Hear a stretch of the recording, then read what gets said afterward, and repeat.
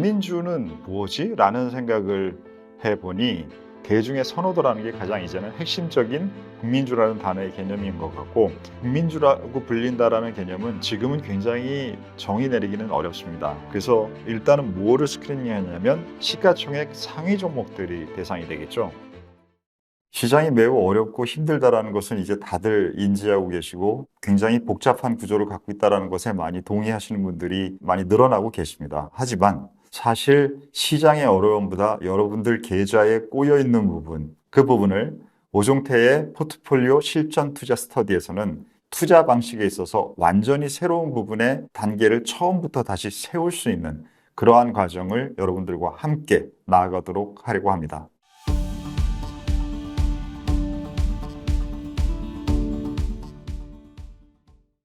안녕하십니까. 오종태의 투자병법 오종태입니다. 오늘은 PD님께서 단어 하나를 주셨는데 저는 추억이 많이 떠오르는 단어였습니다. 무엇이냐면 국민주에 대한 얘기를 해주세요 라고 저희 PD님께서 숙제를 주셔서 그 숙제를 가지고 이렇게 돌아가는 길에 생각을 해보니까 몇몇 사람들의 얼굴이 떠올랐습니다. 대표적인 분이 국민 MC 하면 뭐 다 유재석님을 다 생각하실 거고요. 그리고 국민 배우 하면 아마 사람마다 좀 생각이 좀 갈릴 것 같아요. 근데 저에게는 떠오르는 분은 우리 혜자 선생님이셨습니다. 너무나 따뜻한 느낌의 마음, 그리고 책도 내셨었는데 그 책에서도 그 마음의 따뜻함이 많이 담겨 있었던 그러한 느낌을 제가 받으면서 읽었어서 그래서 우리 혜자 선생님이 떠올랐고, 최근에 국민 가수는 뭐 제가 그렇게 아주 좋아하는 스타일은 아니시긴 한데 우리 임영웅 님의 이 펼쳐나가고 있는 에너지가 엄청나죠. 그래서 지금 현재는 그러신 것 같고, 저는 저 들국 카페인입니다. 네, 저 옛날 사람이라서. 네, 그렇고 그럼 마지막에 숙제를 주신 국민주는 뭐지? 라는 생각을 해보니 일단 예전에 있었던, 저는 이제 오래 했던 사람이라 예전 생각들이 좀 많이 떠올랐습니다. 그래서 국민주라는 단어가 처음으로 국내 주식시장에서 의미 있게 사용된 것은 포항제철이라는 회사 때문이에요. 여러분들은 지금 포스코로 알고 계시거나 포스코 홀딩스로 알고 계시고 철강 회사로 알고 계시거나, 철강은 옛날에 하던 거고 이제는 2차 전지 관련주지라고 생각하시는 분들이 많은 포스코 홀딩스가 예전 이름은 포항제철이고, 박정희 정권 때 우리나라의 산업화를 일군 박태준 회장님의 그 군인이었다가 정계에 들어와서 너무나 우리나라의 산업 발전에 이바지가 한 큰 분이신 그분이 만들었던 포항제철이라는 회사였습니다. 그래서 88년에는 정부 주도로 상장이 됐어요. 그래서 이 주식이 상장이 될 때 이 주식이 갖고 있는 의미가 얼마나 큰지 모든 국민들이 다 알고 있었기 때문에 정말 너무나 우리가 사는데, 대한민국이 발전하는데 중요한 회사가 상장을 했고 그 상장하는 과정에 나도 그 회사의 주인이 될래 라는 개념으로 국민주라는 단어가 정착을 했던 그러한 상황이었습니다.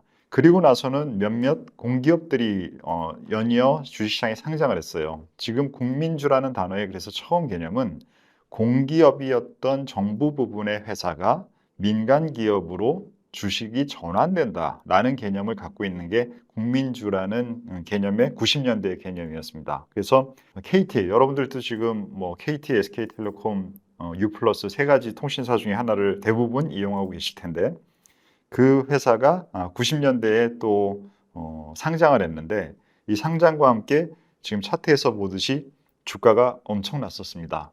이유는 당시에 IT 버블, 90년대 후반 1998년부터 2000년 사이에 있었던 그 IT 버블의 당시에 통신 회사라는 그 관련된 업종에 있었기 때문에 엄청난 저러한 상승률을 보였었죠. 그 다음에는 한국전력이 또 공기업 중에서는 민영화되면서 상장을 했습니다. 한국전력이라는 회사는 우리에게 전력을 공급하는 회사라서 유틸리티 회사인 것이고, 유틸리티 회사에는 사업의 변동성 이런 것들이 굉장히 적죠. 그리고 또한 요금을, 조금 전에 KT도 그렇고 전력 요금도 그렇고 기업들이 자신들의 원리에 맞게 시장 원리에 맞게 가격을 조정하기 어렵습니다.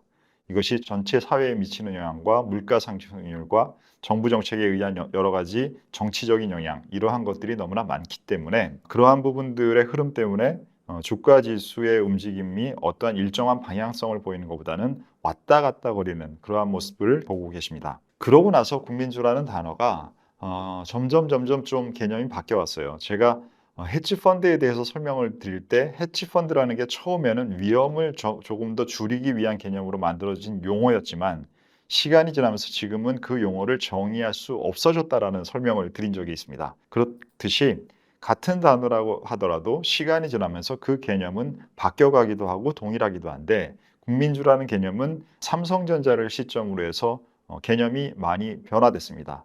당연히 민간 기업이 국민주라고 불리는 상황이 된 것이고요. 이 말은 정부에서의 그 공기업이 전환되는 부분은 이제 좀 사라지고 그런 활동이 이제 줄어드니까요. 그러면서 국민 대다수가 가장 많이 선호하고 일반적인 대중의 선호도가 높은 주식이라는 개념으로 바뀌었습니다. 그래서 삼성전자는 1990년에서 2000년대 이 부분에서 사람들의 선호도가 점점 증가하면서 IT 버블을 겪고 나서 그 다음엔 제대로 된, 그래서 이게 지금 액면분할을 해서 그런데 이때 제 기억으로는 아마 주가가 한 3만 원대인가 그랬던 것 같아요. 그게 이제 100만 원을 넘고 뭐 이랬던 주가까지 갔던 것이죠. 그래서 이 선호도, 사회적인 위치, 정치적인 위치, 경제적인 위치, 그리고 글로벌 전체에서 한국의 제품이 펼쳐져 나간다라는 자부심, 자긍심을 만들어준 그러한 역할 등등이 많이 겹치면서 국민주라는 개념은 이제 한국을 널리 알리는 수출 주도형 국가인 한국이 단순히 양적인 수출만 하는 게 아니라 이제는 질적인 수준에 있어서도 매우 중요한 위치를 차지하는 그러한 자긍심을 느끼게 하는 그러한 이름의 국민주라는 개념이 붙기 시작했습니다. 그리고 나서는 이제 몇몇 종목들이 그 이후에 있었던 종목들은 상황에 따라서 그 얘기가 붙었다가 없어졌다가 이렇게 왔다 갔다 하는 것 같아요. 그거는 대중의 선호도라는 게 가장 이제는 핵심적인 국민주라는 단어의 개념인 것 같고, 우리 전우님들 중에서도 많은 분들이 이번에 코로나 사태를 겪으면서 투자 시장에 들어온 분들이 꽤 계실 텐데, 당시에 여러분들이 국민주라는 단어를 들었던 것은 이 네이버와 카카오라는 두 종목에 대해서 그 용어를 많이 사용했을 겁니다. 당시에 아무도 비대면으로 만날 수 없는 상황에서 그 만날 수 있는 상황을 해줄 수 있는 부분은 데이터와 관련된 회사들, 그 데이터의 연결망, 메신저, 블로그, 그다음에 인터넷 쇼핑 등등 여러 가지 비대면 활동들에 연결돼 있는 회사들에 대한 가치가 급등하면서 사회적인 필요성이 너무나 커지면서 주가들이 엄청나게 올랐고, 그 엄청나게 오르는 과정에서 국민주라는 단어가 사용이 됐던 것이죠. 그리고 나서 최근에는 또 하나의 여러 가지 현상이 또 점점 복합적으로 저는 섞이는 것처럼 보이는데요. 그 다음에 국민주라고 불렸던 것은 2차 전지 관련된 주식들이었습니다.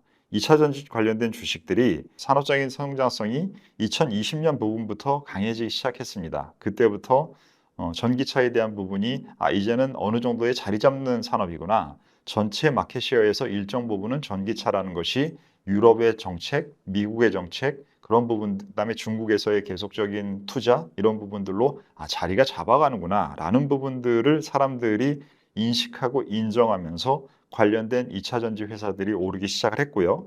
그 부분들이 너무 빨리 오른 거 아니야? 라는 부담감을 기관 투자자들은 좀 많이 갖고 있어서 기관 투자자들은 이 구간의 주식을 줄였지만, 보시다시피 외국인들은 큰 변동은 없었던 구간이고요.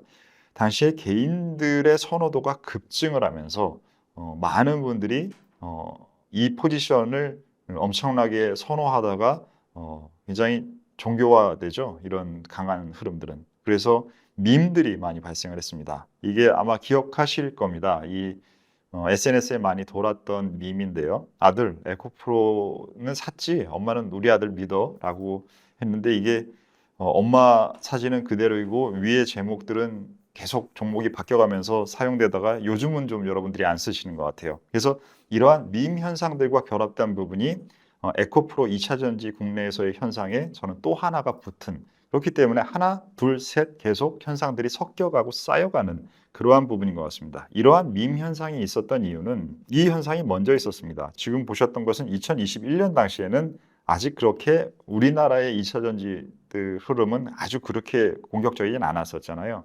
근데 지금 보시다시피 2021년도에 이미 미국 시장에서 밈이라는 현상이 대표적으로 나타났습니다. 게임스탑이라는 종목이 그 종목 중에 대장이었고요. 당시에 지금은 아마 이게 액면 분할해서 지금 가격대가 바뀌었던 것 같은데 1달러에서 120달러까지 굉장히 짧은 기간에 120배가 주가가 올랐죠. 그러면서 이 인터넷에서의 그 개인 투자자들의 모임이 그 모임을 통해서 누군가 그것을 주장을 강하게 하는 분이 그분의 목소리가 퍼지면서 헤지펀드들이 이 회사가 매우 재무적으로 그다음에 성장성에서 약한 부분이 있기 때문에 숏 포지션이 굉장히 많았던 것을 이 회사를 주가를 올려서 그 숏 포지션을 청산시키다 매수해서 없애도록 만들게 하는 부분을 만들어서 끌어올리면서 멜빈 캐피탈이라는 회사가 이 사태로 인해서 회사가 망했죠.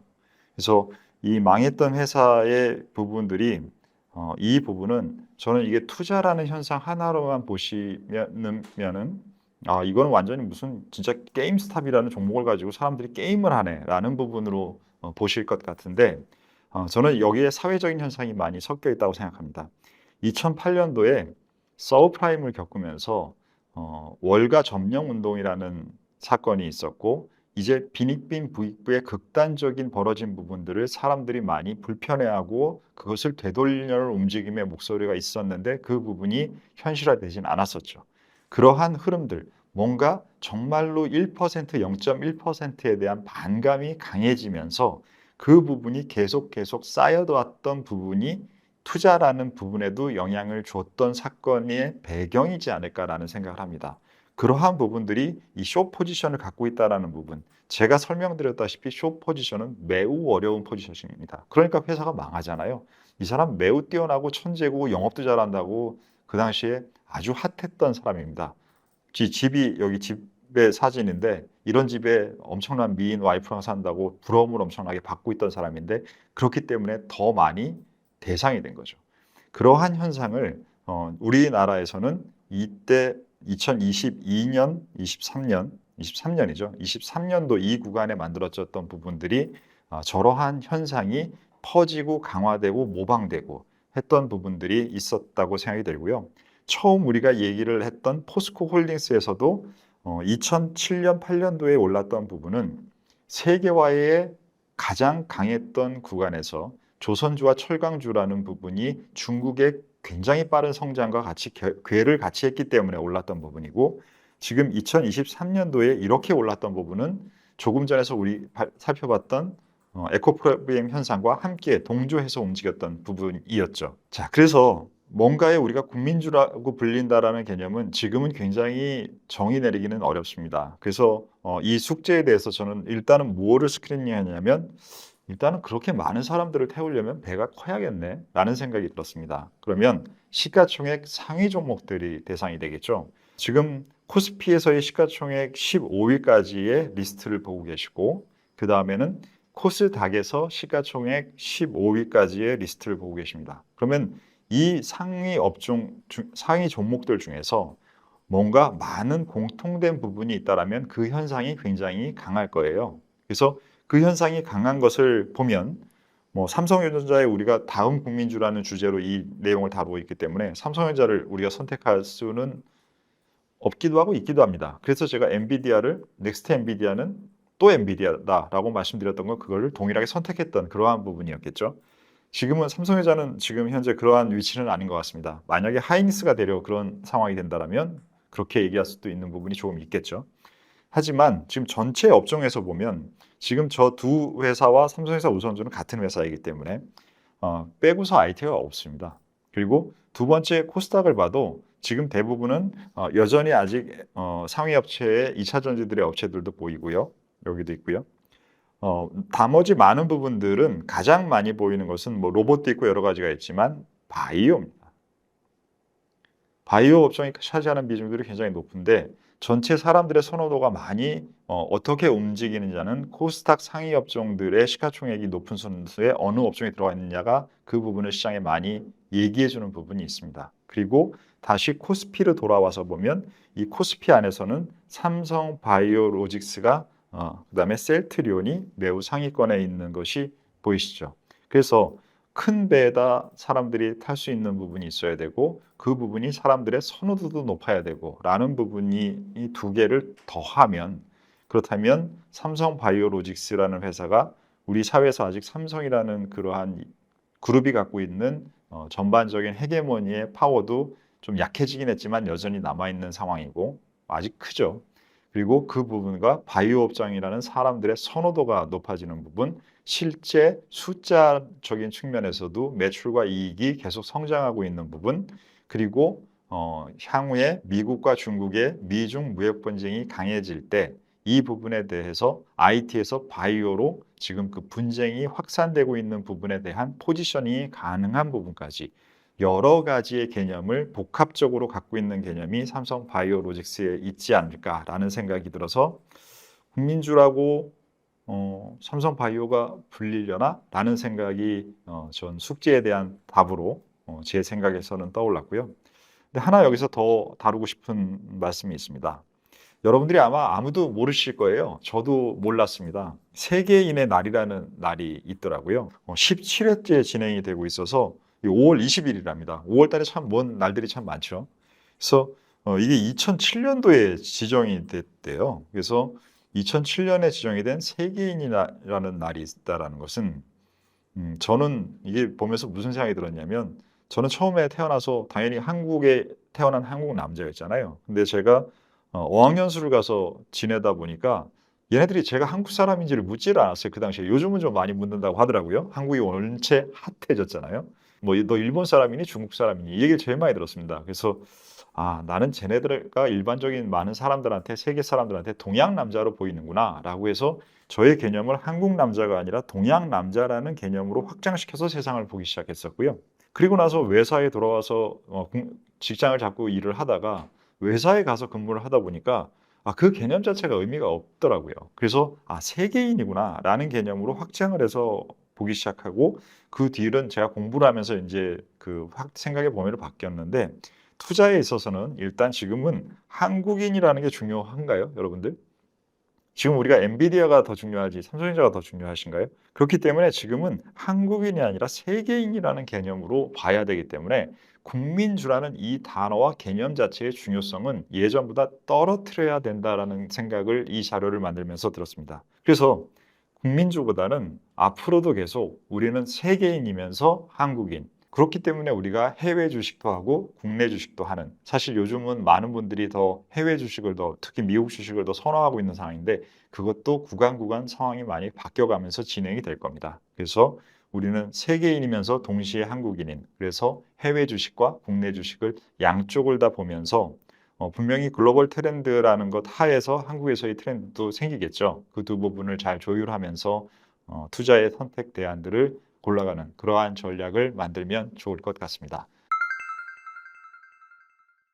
삼성전자랑 하이닉스를 실적이라는 관점에서 보면 둘을 동일하게 볼 수 없습니다. 왜 그러냐면 하이닉스는 그렇게 실적이 나쁘지 않을 거예요. 마진율이 증가할 수 있는 부분들이 굉장히 구조적인 개선세가 있는 구간이라 이 부분이 그렇게 크게 타격을 받지는 않을 거고 삼성전자는 지금 현재 여러 가지 너무나 지금 뭐 안 좋은 얘기 굳이 또 제가 꺼낼 필요 없잖아요. 그 수많은 지금 들리시는 얘기들에 더해서 지금 투자한 부분들이 잘 안 돌아간다라는 부분이 있으면 이 투자에 대한 그 금액은 어느 분기에 떠느냐에 따라서 실제 그 영업이익이 아니라 밑단에 있는 순이익 쪽을 크게 흔들 수 있는 그러한 것들은 회사가 회계적인 결정에 따라서 달라질 수 있어요. 근데 그 부분이 지금 미국에 새로 짓고 있는 공장에 대한 부분들이 뭔가 트러블이 굉장히 많은 상황이기 때문에 그 부분에 대한 재무적인 결정이 들어가면 숫자는 더 안 좋아질 수 있는 가능성은 있습니다. 그래서 두 개를 숫자라는 관점에서는 다른 측면으로 보시는 게 좋을 것 같습니다.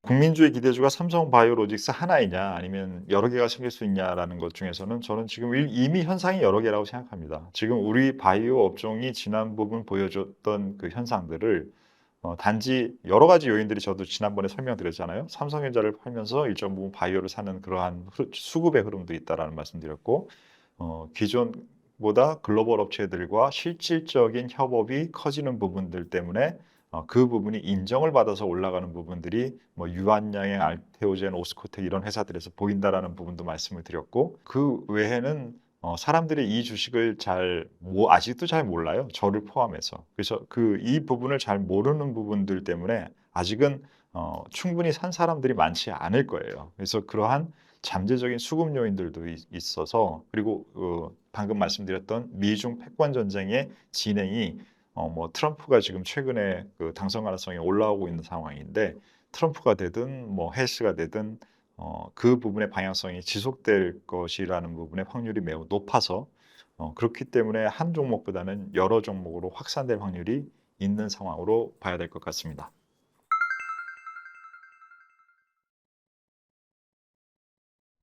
그게 참, 그것도 참 설명드리려면 되게 여러 가지를 설명해야 되는 요인인데요. 일단은 삼성전자가 시가총액이 1위잖아요. 그것도 압도적으로 1위잖아요. 어디 시가총액 여기 나와 있는 거 볼까요? 시가총액 지금 350조, 여기 우선주까지 합치면 거의 390조인데 2위가 지금 하이닉스가 140조 가까이 되는 거기 때문에 절대적으로 지금 우리나라에서 차지하는 비중이 너무 커서 삼성전자를 팔자라는 것은 한국 주식시장을 팔자라는 얘기가 돼요. 그러면 한국 주식시장을 한국 증권회사가 팔자라고 얘기하면 뭘로 장사를 합니까? 아무것도 일단 시작부터가 벌써 나는 나를 부정하고 시작하는 정도의 그러한 상황이 되기 때문에 그게 객관적인 판단이든 주관적인 판단이든 아니면 회사의 차원에서의 판단이든 참 하기 어렵습니다. 여러분 가정에서 우리 전후의 분들 모든 분들이 우리 집이 망할 거야. 그러면서 나 잘 살아볼게 라고 얘기하는 거랑 똑같을 거예요. 그래서 그 구조가 안 되는 부분이 첫 번째고요. 그렇기 때문에 국내 증권사 중에서 중립이 나오면 저는 그게 최악의 의견이라고 생각해요. 그래서 그것을 중립과 그 적혀있는 리포트의 말들의 뉘앙스에서 판단하는 게 그게 우리가 우리 가족을 신고하는 것은 안 좋다고 범죄를 저도 신고하는 게 그게 죄냐 아니냐, 도덕적으로 맞냐, 범죄적으로 맞냐 이런 얘기를 하고 있는 판에 그러한 부분에 좀 일정 부분 같이 연결돼 있다라는 생각을 하나 해주시면 좋겠고요. 두 번째는 삼성전자 말고 전반적으로 우리나라의 레포트 비중이 적은 건 사실입니다. 이 부분은 사실 지금보다는 올라가야 되는 게 사실 증권회사의 리서치 센터가 저는 할 일이라고 생각해요. 아니 지금 맨날 뭐 박스피에다가 그 글로벌 증시 다 올라가는데 미국하고 계속 딴 길 가고 있고, 이 얘기는 자료에다가 전략 자료에서 전수 전략을 쓰시는 분들, 시황을 보신 분들은 맨날 쓰고 있는데, 근데 그 밑단에 있는 업종이나 종목에서는 하나도 그런 비중이 안 올라가고 있다라면 앞뒤가 안 맞잖아요. 그래서 그 부분이 뭐 저도 오래 했기 때문에 이해합니다. 탐방 안 받아주잖아요. 안 좋게 얘기하고 나면 얘기 안 해주잖아요. 그러면은 뭐 신문 보고 공시 보고 리포트 쓰셔야 되는데 그게 어렵잖아요. 그래서 이 부분의 판단은 각 애널리스트가 할 수 없습니다. 우리나라의 문화가 해야 되고 센터장과 증권회사의 CEO나 오너분들이 그런 의사결정을 해야지, 이걸 그냥 저 소총수들 애널리스트들, 그것도 게다가 요즘은 애널리스트도 힘들다고 돈도 안 준다고 해서 한 몇 년 하다가 자기 개인 투자하거나 이런 식으로 다 나가버려요. 그러면 여러분들은 양질의 레포트를 받을 수도 없어요. 이런 식이 돼가는 업황이면 계속 서로가 선을 쪼으면서 축소시키면서 영역을 중요해져야 될 영역을 줄이는 행동을 서로 간에 하는 법밖에 안 됩니다. 그래서 이 부분이 될 수 있는 부분에 대한 자각을 정말 누군가는 좀 해주셨으면 좋겠고요. 지금 여러분들의 변화와 이런 부분들의 의견이 점점 쌓여가면 지금 금투세도 계속 투자자들의 목소리가 커지니까 정말 이상한 행동하고 있지만 뭔가를 조절하려고 하는 거잖아요. 그럼 이런 것들에 대한 행동이 이런 투자자의 사회에서의 그 일하는 방식, 의견 내는 방식, 이런 부분들을 굳이 어렵게 말로가 아니라 정말 명확하게 보이는 그러한 행동들이 나올 수 있는 그러한 여건이 전보다는 좀 조성되지 않을까라는 안타까운 말씀을 드립니다. 이게 그 투자와 투기와 매매가 제가 다르다는 설명을 드리잖아요. 그러니까 투자에서는 사실 목표 주가라는 게 큰 의미가 없어요. 회사의 방향성만 있으면, 이게 지금 현재 10만 원이었다가 여러분들 10만 원에서 15만 원으로 TP 누군가 올리면 좋아하잖아요. 그 10만 원의 TP가 의미가 없었던 거예요. 근데 이게 올라갈 때는 좋아하다가 빠질 때는 똑같이 구조적인 현상으로 방향이 아래쪽으로 가니까 이 주식이 지금 현재 가격이 얼만데 아직도 저 가격을 유지하고 있는 것 자체도 의미가 없는 거예요. 그렇기 때문에 양쪽에서 한쪽으로만 보시면 안 됩니다. 그래서 위에 올라갈 때 그게 의미 없었듯이 아래로 내려갈 때는 그 높은 TP라는 것 자체도 의미가 없는 거예요. 이게 바로 구조적인 현상과 방향성이 달라졌을 때, 업황이 달라졌을 때나 구조적으로 그 기업에 문제가 생겼을 때는 TP 자체라는 게 여러분한테 아무런 의미를 주지 않습니다. 그래서 트레이딩이라는 것을 할 때는 가격이라는 게 매우 중요해요. 근데 트레이딩이 아닌 투자의 대상일 때는 그게 위에 올라가고 있는 상황에서의 TP든 아래로 내려가고 있을 때의 TP든 그리고 그 괴리율이든 의미가 아예 없다고는 안 하겠습니다. 근데 매매를 할 때만큼의 의미의 절반 혹은 절절반밖에 안 된다라고 인지를 해서 중요성을 주지 않기를 바랍니다. 네, 오늘의 전략회의는 여기서 마치도록 하겠습니다. 감사합니다.